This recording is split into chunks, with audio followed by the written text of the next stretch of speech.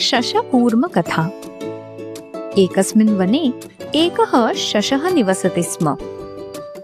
तत्र एव एकः कूर्मः अपि अवसत्। शशः सर्वदा शीघ्रं शीघ्रं धावति उत्पतति च। कूर्मः तु मन्दं मन्दं चलति। एकदा तौ स्पर्धाम् अकुरुताम्। तदा शशः वेगेन अधावत्, अपि च अचिरेण एव अग्रे अगच्छत्। कूर्मः शनैः शनैः चलति स्म। शशः शीघ्रम् अग्रे अग्रे अगच्छत्। शीघ्रधावनेन सः श्रान्तः।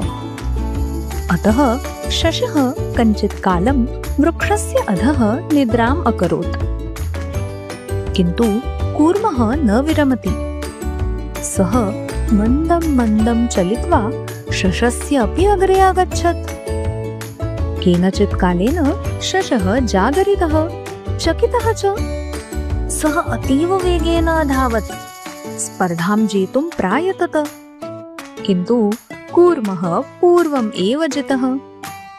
अतः एव उच्यते, प्रयत्ने कदापि मा विरम।